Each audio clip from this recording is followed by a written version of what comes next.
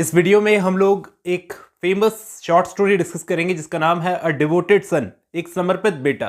और इस कहानी को लिखा था अनीता देसाई ने। दोस्तों, जो भी इंपॉर्टेंट पॉइंट्स हैं इस कहानी के मैं बताऊंगा, मतलब टेक्स्ट में आपको पढ़ के सुनाऊंगा। फिर इसके बाद में थोड़ा सा आपको मेन आइडिया बताऊंगा इसका। चलिए शुरू करते हैं, मिलता हूं इस वीडियो के एंड में। राकेश नाम का एक लड़का था जिसने अभी अभी मेडिकल का एग्ज़ाम दिया था।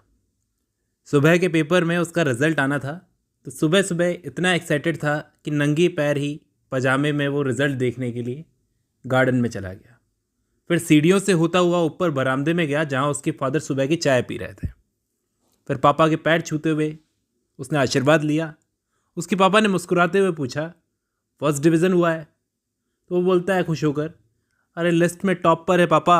और खुश हों भी क्यों ना, पूरी कंट्री में टॉप किया था लड़के ने। चारों तरफ हंगामा मच गया, पूरे परिवार में खुशी मनाई गई, नाच गाना हुआ।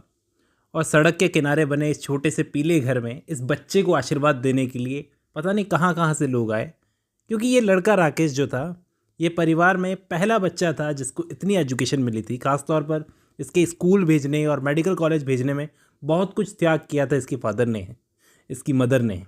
और इन सब त्याग का, बलिदान का रिजल्ट जो मिला है आज, वो इतना बड़ा था कि सब लोग इसमें खुश थे। जो भी इनके घर आया सिर्फ मुबारकबाद दी कि वर्मा जी मुबारक हो, आपके बेटे ने फक्र से आपका सिर ऊंचा कर दिया। बाप बोला कि हाँ। और सबसे पहले रिजल्ट आया तो सबसे पहला काम पता है आप लोगों को क्या किया? उसने पैर छुए, झुककर मेरे पैर छुए। भीड़ में बैठे काफ़ी सारे लोग इमोशनल हो गए, खासतौर पे औरतें, कि देखो ऐसा भी बेटा होता है, अ डिवोटेड सन, समर्पित बेटा। कुछ लोगों को इस बात से चिढ़ भी हुई।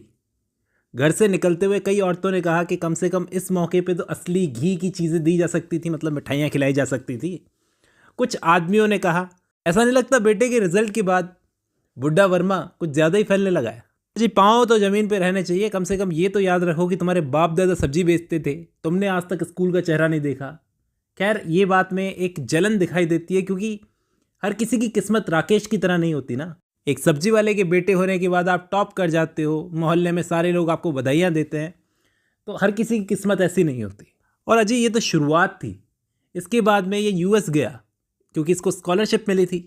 पहले वर्मा जी को नहीं पता था ये यूएसए क्या होता है, वो तो अमेरिका बोलते थे। फिर बाद में उन्होंने अपने को और अपनी फैमिली को बोलना सिखाया कि वो अमेरिका नहीं, यूएसए गया है, यूएसए बोला करो। और वहाँ भी टॉप के लोगों के साथ में पढ़ाई की थी, सब लोग इसकी तारीफ करते थे।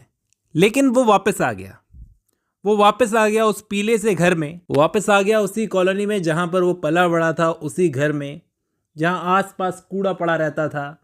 जर्जर कॉलोनी थी, मतलब ऐसा लगता था जैसे कुछ बिल्डिंगें तो गिर जाएंगी। अमेरिका छोड़कर ऐसी जगह पर वो वापस आ गया। वापस लौटा तो घर में घुसते ही सबसे पहले उसने भाइयों बहनों से मिलने की बजाय अपने बाप के पैर छुए। जहाँ तक माँ की बात है, वो तो ये सोचकर खुश थी कि कम से कम बेटे ने बाहर अमेरिकी लड़की से शादी नहीं की, क्योंकि जब तक बेटा बाहर था उसको तो अड़ोसियों पड़ोसियों ने यही चीज़ कह कह के भड़काया था कि तुम्हारा बेटा तो देखना गोरी मेम साहब लाएगा, वो तुम्हारी मर्जी से शादी नहीं करेगा। ज़्यादातर लड़के जो बाहर जाते हैं वो यही करने जाते हैं। इसके बजाय बेटे ने बिना किसी बहसबाजी के, माँ ने जिस लड़की को चुना था, बचपन के दोस्त की बेटी को, गांव की लड़की को, उससे उसने बिना कुछ बोले शादी कर ली। एक तो वो मोटी थी और दूसरी अनपढ़। इसने बिल्कुल नहीं सोचा कि मैं पढ़ा लिखा, वो मेरे साथ में एडजस्ट कैसे करेगी, मैं कैसे करूँगा। माँ ने बोला शादी करनी है तो करनी है। कोई दूसरी लड़की आती तो कम से कम कहती कि करियर बनाओ, अमेरिका वापस चलो, लेकिन इसने कभी कुछ नहीं कहा इस लड़की ने। लेकिन दोस्तों, मोटी होने के बावजूद भी वो खूबसूरत बहुत थी, हलवे की तरह फैली हुई थी, लेकिन कम से कम खूबसूरत थी। उसने एक बेटे को जन्म दिया। अब क्या फ़र्क पड़ता था, इसको भी कोई फ़र्क नहीं पड़ता था कि अमेरिका में रहूँ या इंडिया में, जहाँ रह रहा हूँ खुश तो रह रहा हूँ कम से कम। यहीं सिटी के एक हॉस्पिटल में ये काम करने लगा और जल्दी यहाँ पे भी तरक्की मिलने लग गई। होशियार था भाई। और खुद का एक क्लिनिक भी खोल लिया। ज़्यादा टाइम नहीं लगा, कुछ ही साल लगे ये सब करने में। अब आपको कार में लेकर गया, नीले कलर की एम्बेसडर, जिसमें ये अपने क्लिनिक पर लेके गया, जहाँ पर लाल अक्षरों में इसकी डिग्री, इसका नाम लिखा हुआ था। ये बेटे की अचीवमेंट्स थी। लेकिन धीरे धीरे इसकी फेम अब कम होने लगी। हालांकि ये बहुत पैसे वाला हो गया था, यहाँ पर एक अमीर डॉक्टर के रूप में जाना जाता था, लेकिन फिर भी आसपास के लोग अब उसकी वो रिस्पेक्ट नहीं करते थे। रिस्पेक्ट तो करते थे, लेकिन वैसे बातें नहीं करते थे जैसे ये अमेरिका गया था उस टाइम पे करते थे। लेकिन ये सब करने में भी आज जो अमीर डॉक्टर ये बना है, इसमें पूरी ज़िंदगी इसकी चली गई। अब इसके फादर भी काफ़ी बूढ़े हो गए थे, रिटायर हो गए थे, इसकी माँ चल बसी थी। आज भी बाप के लिए रिस्पेक्ट कम नहीं हुई थी। यहाँ अमेरिका से इंडिया यहाँ पे आया माँ बाप के लिए, आज भी उसके पैर दबाता था। जितना हो सके उतना करता था। आसपास के लोग भी यही कहते थे कि ये एक अच्छा बेटा है, अच्छा बाप है, अच्छा पति है और एक अच्छा डॉक्टर भी है।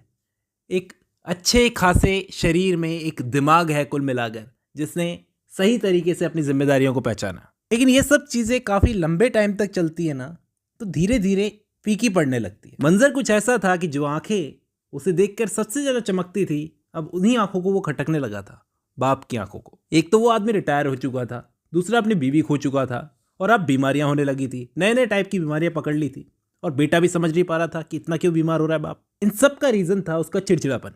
कभी कभी अचानक बैठ जाता था, कभी सो जाता था, आसपास सारा परिवार इकट्ठा हो जाता, सबको एक तरीके से परेशान कर रखा था अपने चिड़चिड़ेपन की वजह से। एक बार तो ऐसा हुआ कि घर में पार्टी चल रही थी, बड़ी पार्टी, उस बीच में इनको लगा कि पिताजी चल बसे।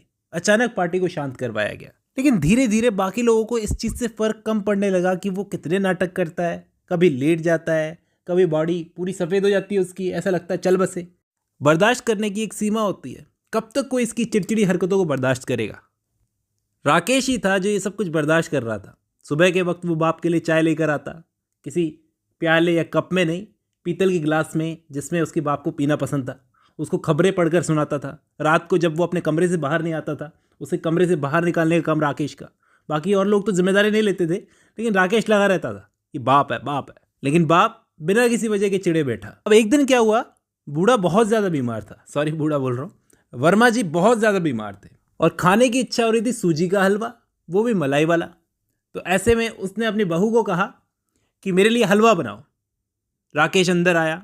इस बार बेटा बन के नहीं आया था, डॉक्टर बन के आया था। बोला पापा अब आपको हलवा नहीं मिलेगा, उम्र को देखते हुए समझदारी से काम लेना चाहिए, आपको मीठा नहीं खाना है। अगर आपको मीठा खाना ही है तो बिना आपके लिए खीर बनाएगी, वो भी हल्की मीठी।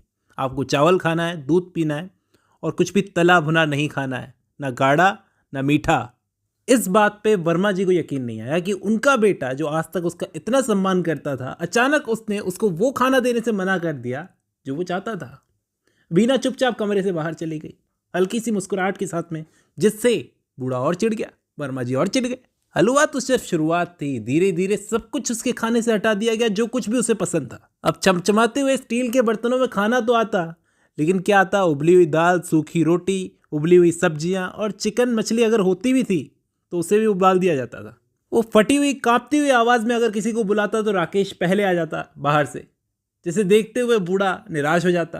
राकेश बोलता कि पापा आप सावधान रहना पड़ेगा, एक और बीमारी का जोखिम नहीं ले सकते, यह आपके जान की बात है। कुल मिलाकर बहू तो खुश होती थी, जिससे वो चिढ़ जाता था।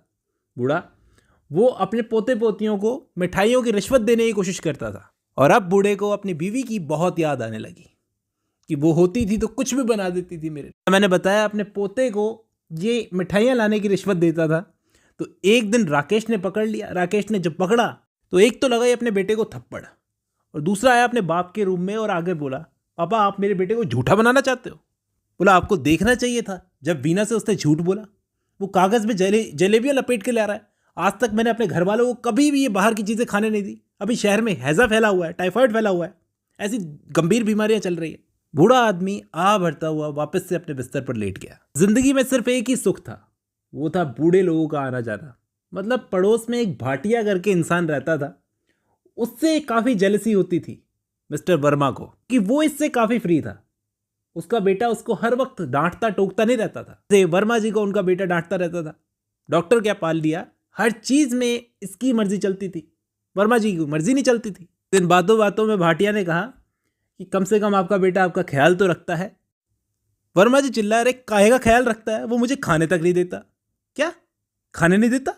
हाँ, वो मुझे 200 ग्राम से ज़्यादा अनाज नहीं खाने देता, वो कांटे पे तोल के देता है मुझे खाना कि पापा इससे ज़्यादा नहीं खाने दूंगा। भाटिया बोले अजी ये तो कलयुग है, बेटा बाप को तोल के खाना दे रहा है। वर्मा बोला उस दिन पूरी फैमिली तली हुई मछली खा रही थी, मैंने बहू को बुलाया, बहू एक टुकड़ा ले आ, लेकिन उसने मना कर दिया। क्यों? मेरे बेटे ने कहा है तला हुआ नहीं देना, मक्खन नहीं देना, तेल नहीं देना। मक्खन नहीं देना, तेल नहीं देना। भाटिया बोला ऐसे कैसे, वो तुम्हें जिंदा रखने की कोशिश कर रहा है। वर्मा की आवाज़ में एक दर्द दिखाई दे रहा था कि मैंने उसे पढ़ाया है, डॉक्टर बनाया है, इतना बड़ा आदमी बनाया, और बड़े आदमी अपने बाप के साथ ऐसा ही करते हैं। देखो भाटिया, लेकिन दोस्तों सच ये है कि इसको हर एक चीज़ के लिए गोलियां लेनी पड़ रही है। दिल की धड़कन चलाने के लिए गोलियां, गठिया के लिए गोलियां, ब्लड प्रेशर के लिए गोलियां, पेट के दर्द के लिए गोलियां, न जाने किस किस के लिए गोलियां लेनी पड़ रही है। बीच बीच में हॉस्पिटल भी भागना पड़ता था। इतनी सीरियस बीमारियां लगी हुई है, एक और बीमारी का रिस्क नहीं ले सकते। वो ये क्यों कर रहा था? ताकि पिता बचा रहे, बाप बचा रहे। खाने के लिए ज़िंदगी में सिर्फ एक ही चीज़ थी, वो थी दवाइयाँ। कुछ भी नई बीमारी होती, एक नई बोतल खुल जाती। आखिरकार इसने तंग आकर अपने बेटे से बोल दिया, मुझे छोड़ दो। अरे मुझे छोड़ दो भाई, मैं मर जाऊं ये बेहतर होगा। सिर्फ तुम्हारी दवाइयाँ खाने के लिए मैं जिंदा नहीं रहना चाहता। अरे भाई मुझे अकेला छोड़ दो, मुझे मरने दो, मैं ऐसे नहीं जी सकता। दोस्तों इसके नज़रिए से अगर देखा जाए तो इसका कहना यह था कि मेरी इच्छाओं की अनदेखी की जाती है मुझे ज़िंदा रखने के लिए। मेरी बहू मुझे चिढ़ाती है, पोते पोती मजाक उड़ाते हैं, और मैं ऐसे जी रहा हूँ।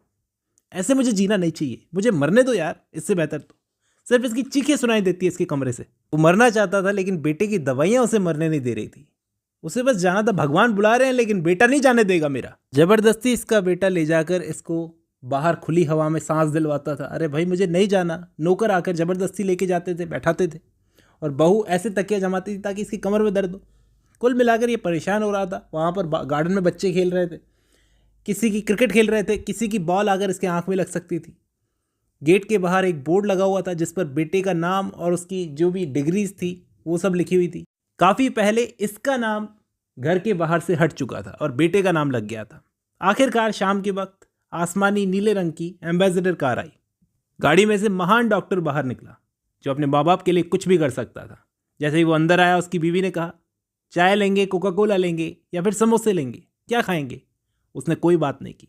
गया अपने बाप के पास में, एक समर्पित बेटे की तरह, डिवोटेड सन की तरह जाकर बोला। उसका बाप जो वहाँ पर कोने में किसी चीज़ को देख रहा था, बात नहीं की कुछ भी। उसने प्यार से बैठते हुए कहा पापा, और बाप के पैर दबाने लगा। वो अभी अपने बेटे से कोई बात नहीं करना चाहता था। उसने पैरों को अपने नीचे दबा लिया, कोई बात नहीं करनी थी। कैसा महसूस कर रहे हो पापा? आखिर उसने अपने बेटे की तरफ देखा और बोला, मैं मर रहा हूँ, मुझे मरने दो। मैं तुमसे कहता हूँ मुझे मरने दो। आप मजाक कर रहे हो? मैं आपके लिए नया टॉनिक लेकर आया हूँ जो आपको बेहतर महसूस करवाएगा, आप में नई ऊर्जा देगा, नई शक्ति देगा। वर्मा का मुंह ऐसे चल रहा था जैसे वो पान खा रहा हो। पान खाने की आदत तो काफ़ी पहले छुड़ा दी थी, लेकिन मुंह अभी भी चलता था। आखिर उसने अपने मुंह से वो जहर भरे तीखे शब्द बाहर निकाले जो लग गए जाके। अरे अपना टॉनिक रख अपने पास, मैं नहीं लूँगा, मुझे नहीं पीनी तेरी कोई दवा। अचानक अपने बेटे के हाथ से बोतल छीन ली और ऊपर हवा में लहराने लगा, नहीं लूँगा तेरी दवाई। इस तरह से वो अपनी बिस्तर पर लेट गया और चिल्लाकर बोला कि मुझे भगवान बुला रहे हैं, अरे मुझे जाने दो। बस यहीं पर ये कहानी ख़त्म होती है दोस्तों। ये कहानी पर्सपेक्टिव के बारे में है। आपको दोनों का नज़रिया देखना चाहिए, एक बेटे का और एक बाप का। उम्मीद करता हूँ ये कहानी आपको पसंद आई होगी। आज की इस वीडियो में बस इतना ही।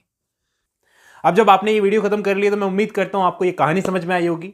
दोस्तों इसका एनालिसिस एक वीडियो अलग बनाकर डिस्कस कर लेंगे। चलिए आज की इस वीडियो में बस इतना ही, मिलता हूँ नेक्स्ट वीडियो में।